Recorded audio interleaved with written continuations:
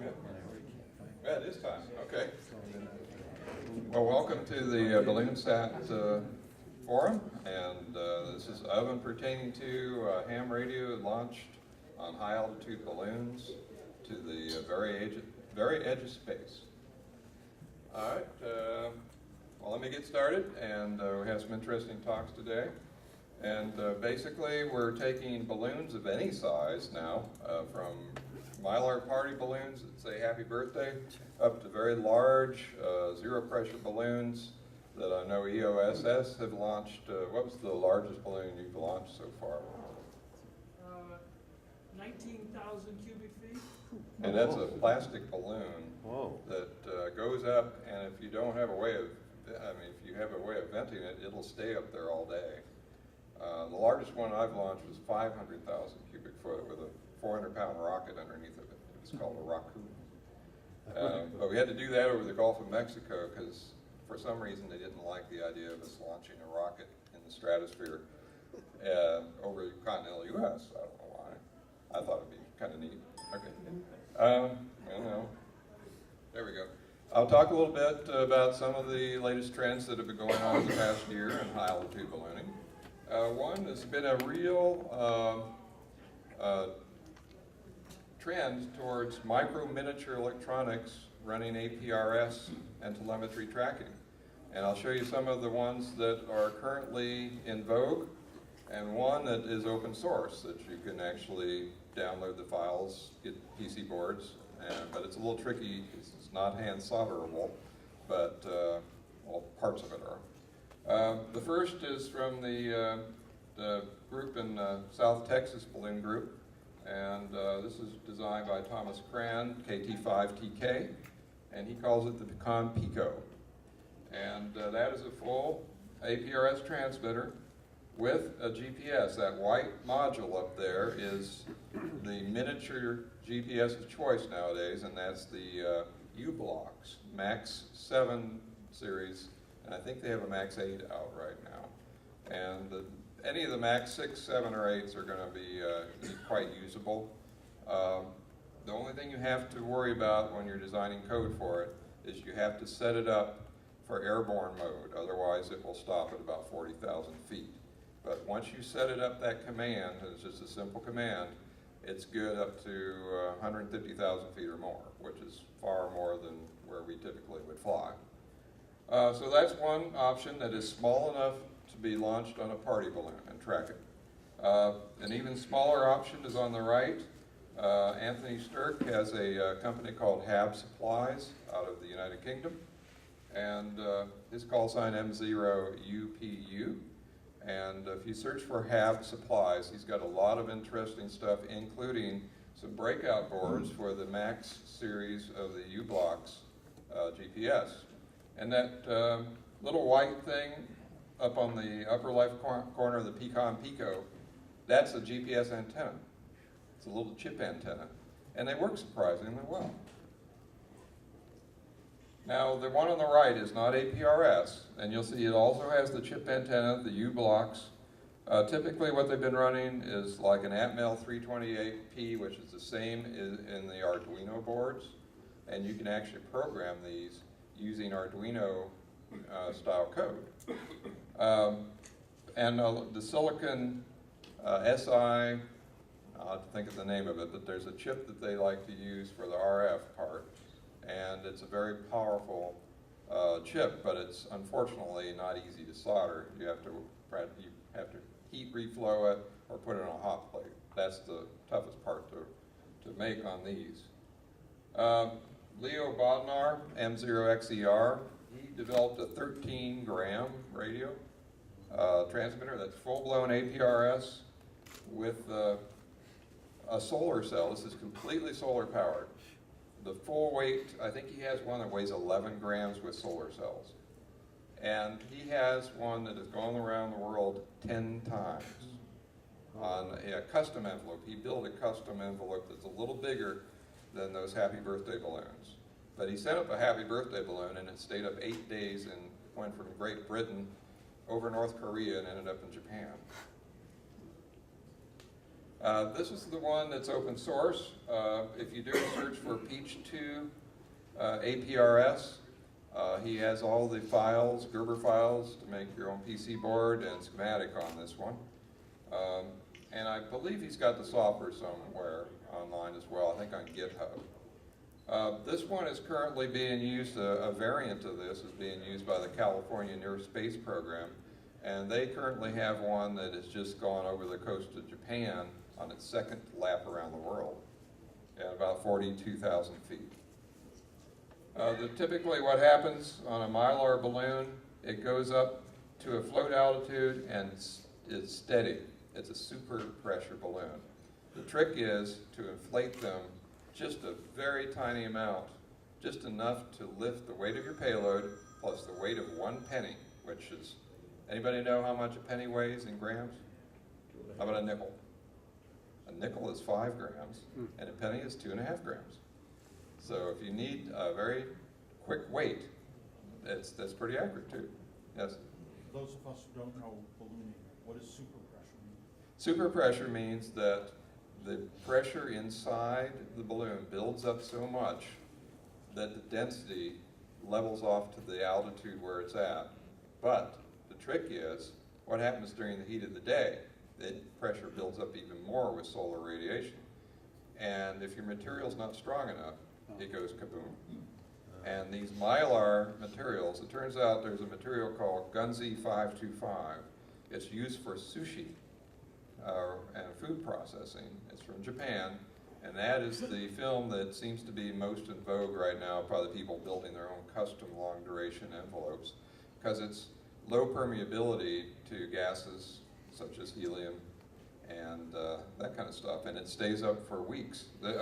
Leo had one that stayed up for 3 to 4 months, and this is what it looks like. That's only 5 laps around the world. He actually made it 10 laps before something happened to the balloon and the transmitter. I'll give him credit, Bill. It was almost 11. He made it to Iceland on the way. He did. The last known position was over Iceland. Maybe the volcano got it. Maybe. Is there a reason he used a clear balloon?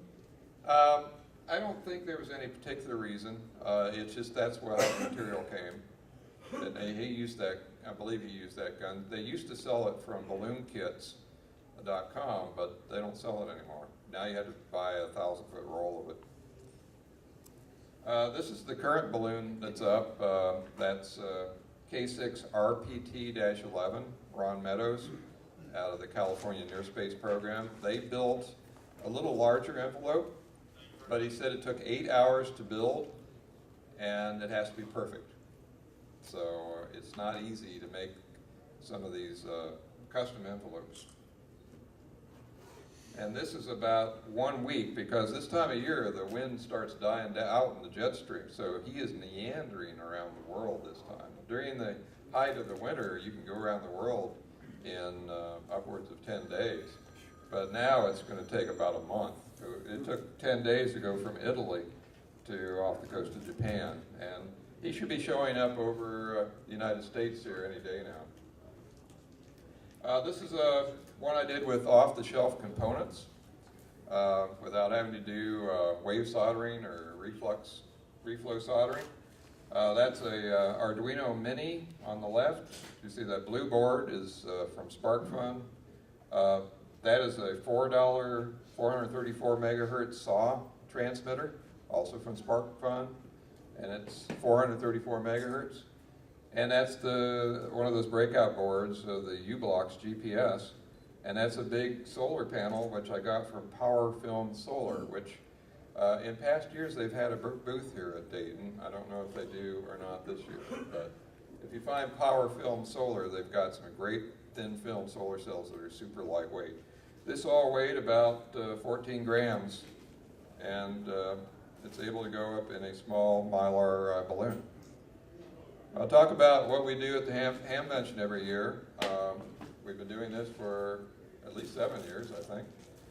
And we launch a balloon for right outside the flea market, which we will be doing about just a little after 3, between 3 and 15. Right after the forum, we're going to set up in the loading dock flat concrete area. Do you know what the name of the hall is? we know where the first robotics team is. If you can find that area, we're going to be right outside the doors there. Is that kind of where there's like the ramp? Yeah, there's a loading dock ramp to the east side of this north hall. Okay. So if you just go out there, we'll be meeting there about 2:30 and probably try and get off the ground about 3:15. We'll be flying APRS, maybe 2 separate APRS transmitters. I also have an Iridium modem and a custom-built and a spot modem on one of the new Find Me spots. They have one out that's 4 ounces now. It's called the Trace, and it works by vibration. When it detects a vibration, it'll sit dormant for months without using battery power, and it's got a vibration sensor. It'll start activating, and it's good as a backup recovery. It doesn't give you the complete flight because it stops transmitting at 40,000 feet, but it will come back on below 40,000. So it's a nice little way of having a backup recovery. It's if you got expensive payloads, it's good insurance. Also, How do you spell that? SPO? Spot is findmespot, SPOT.com, and the unit that we've been using lately is called the Trace. They're $99. Sometimes they have specials on them, and then there's a subscription, which I believe is about $99 for the year. But they've been working beautifully for us, and they'll tell you right where it landed. Now this is, I just finalized my design of the Iridium modem I showed you last year, and this is the custom, this will do a custom field, and it does not altitude limit. It uses that U-Block's GPS receiver. I'm going to fly this today. And what this does is it sends the position report, which I'm using a mini Arduino board on it, and it sends that GPS data, formats it into a format to go transmit to the Iridium satellite network. It comes into my email inbox or to my phone. And then I parse it with a little program that written in Python and also something called Liberty Basic. And it will send that to the APRS servers, and it shows up just as an object. It looks just like an RF generated APRS object. So this will be WB8ELK-15 if you go to one of the online APRS websites. And I'll actually pass this around.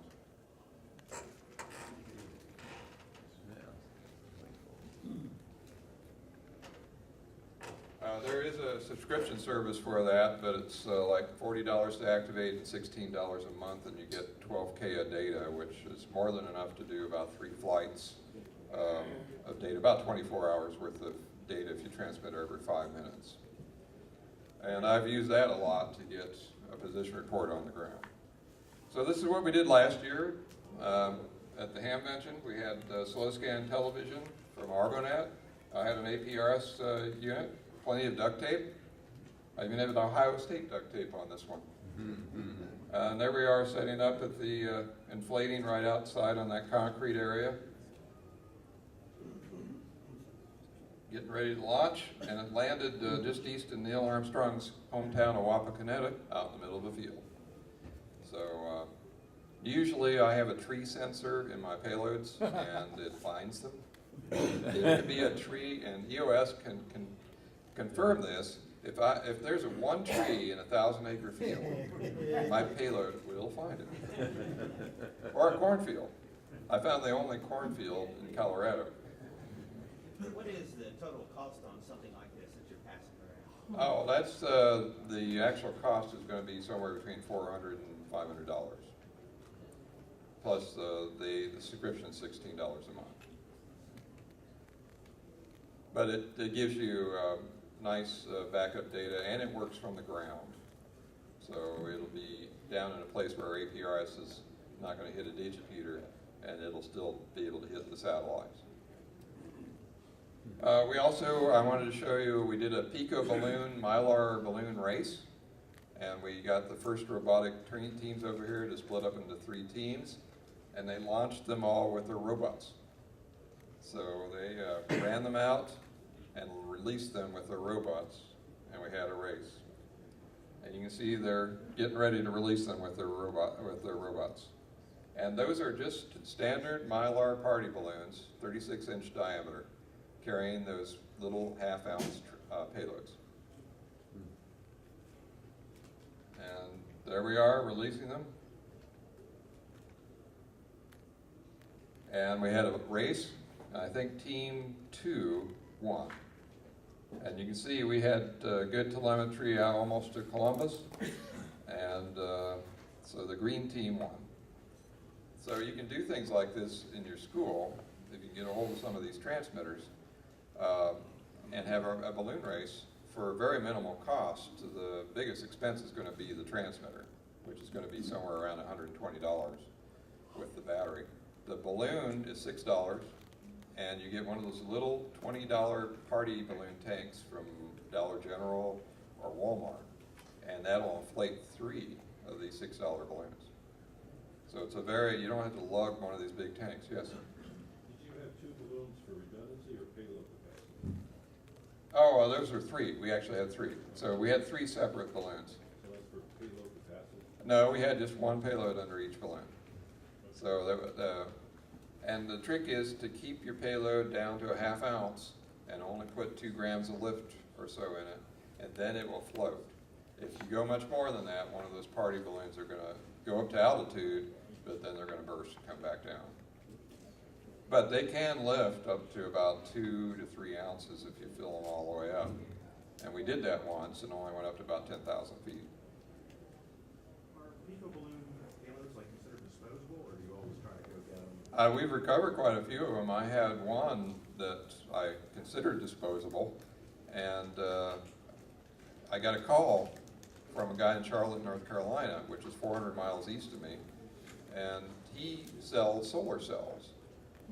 And he looked out in his backyard and he says, there's a solar cell in my backyard, how'd that get there? And he walked out to pick up what he thought was one of his solar panels, and it turned out to be one of my balloon payloads. It happened to just came down right in his yard. So I got that one back, and I set another one up. I've set up 3 of these in the past year, and I got 2 back. The other one landed in a guy's tree, and he was kind of spooked by it because the moon was reflecting off it. He thought it was a UFO. Yes? You showed a couple of very small boards before. Are those normally enclosed in something, or? Usually I put some people put lightweight heat shrink around them. Sometimes I fly them without any covering at all. But typically what people have been doing is putting a lightweight heat shrink or a very thin bubble wrap around it. But the trick is to keep the weight as minimal as possible. We do a student program at the University of Alabama, Huntsville. I just wanted to show you a couple of the payloads that we do there. We did an interesting one with an amateur TV downlink on 915 megahertz, and that worked out actually pretty well. You have to have a pretty good gain antenna on the ground. And this wins the most creative balloon design. This is a balloon payload based on a minion. These are minions in space. His eyes would actually light up periodically. I'm sure anybody finding that, fortunately we got to it before anybody found it, but if they'd have found that, they would have thought they'd been invaded. And I also want to mention, some of you may know Don Miller, W9NTP. He ran the Slow Scan Television Forum for many years here at the Hamvention. Sadly, he passed away this past March, and he was involved in the second amateur radio balloon payload in the United States in 1988. And that's the QSL card from the first flight we did from near Don's farm. And we used Don's Wyman Laboratories to build the payload and tune it up. So he was involved in tracking and helping us build it. So we're going to do a memorial flight sometime this summer from Indiana. So I'll put the word out on that. And I also want to mention we have something called the Great Plains Super Launch. Many balloon groups from around the country and the world come to this. Some of the most experienced balloonatics will be there. And This year, it's very close to Ohio. It's in St. Louis, Missouri, which is about as close as it ever gets to the Midwest. Because normally it's out in Kansas, Nebraska, or Colorado. That is the Midwest, Bill. Yes. I know people in Iowa and Indiana think they're the Would Midwest. that, we'd be the Mid-East then, right? Mid-East. Okay. Anyways, with that, any more questions? Yeah. Yes. Oh, wait. Go ahead. For the pico balloons, do you use any kind of, like parachute assisted descent or anything like that? No, it's not necessary. The balloon acts as a parachute. It's like a drag. What were you saying on the 3-foot party balloon, for the payload and then add a penny? Yeah, About 13 when you're pounds or- inflating it, add enough lift to lift the payload plus a penny. And what were you saying the payload should be, like 13 grams or something? Half an ounce, Oh, half an ounce, okay. which is 13, pretty close to Yeah. 13 grams, 14 grams. Shouldn't be more than 14 grams, half an ounce. Got it. Launching all these balloons now out there, it seems like that an airplane or two may run into them. Well, believe it or not, the Weather Bureau has been flying payloads twice a day from 70 sites in the United States for 70 years, and they've never hit a balloon. They've had one or two instances where one was seen from a plane, but they've actually never hit a plane. So the chances, and Part 101 of the FAA regulations dictate the weight and density of your payloads such that if there was to be an impact, it would not adversely affect the plane. So that's why you have to keep each payload under 6 pounds, and I'm not saying fly a 6-pound ball bearing or lead weight. You have to enclose it in something like bubble wrap or styrofoam is typically what people do. But that's why FAA regulations dictate that. Now, if you go over that, you'd have to get an FAA waiver, and then they sometimes will clear air traffic during your flight mission if you're in a particularly critical area. Like when we did the 400-pound rocket on a large balloon, we had to launch that from 200 miles out in the Gulf of Mexico on a boat. And they actually, Eglin closed down the air traffic corridor they have across their air. They closed that all down for us during the flight. Yes? What are the considerations for using APRS for polls and digitators and things like that? Oh, you mean as a relay? Yeah, yeah.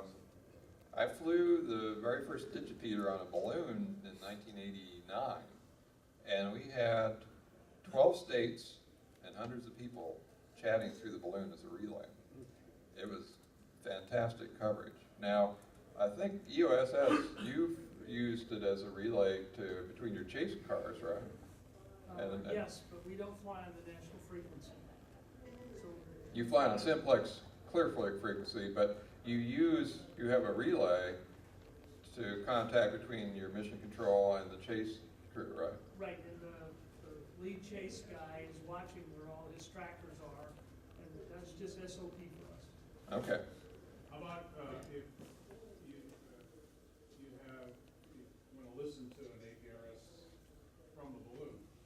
Are there poles along the way where you can't pick up the? Oh, well, your line of sight range of 20 miles above the earth is about 400 miles in all directions. So unless you're behind a mountain, but here's the thing, if you set it up for wide 2-1, you will hit a relay, and then you don't have to see the balloon directly.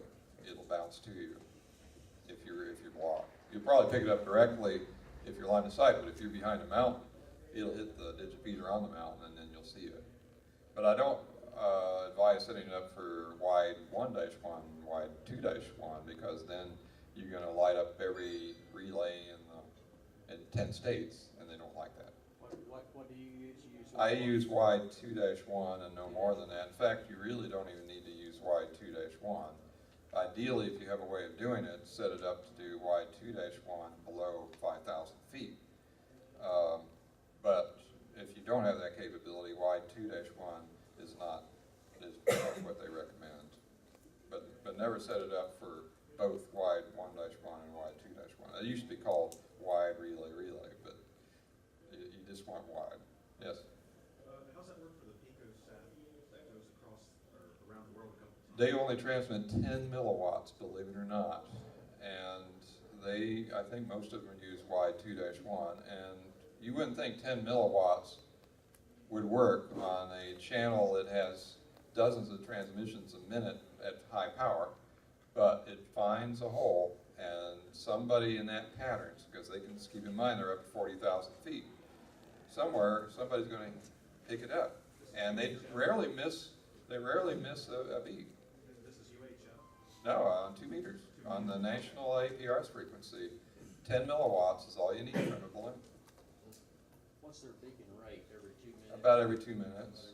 But what they've been doing lately is they transmit once, and 15 seconds later they transmit again in case they miss one. Then they wait 2 minutes and repeat that pattern. So once, 15 seconds, and then 2 minutes. Yeah, and but they've been remarkably successful with just 10 milliwatts. I've driven around town in a Mobile with 10 milliwatts and actually get picked up by ditch beaters fairly often. It's amazing because it's such a short transmission.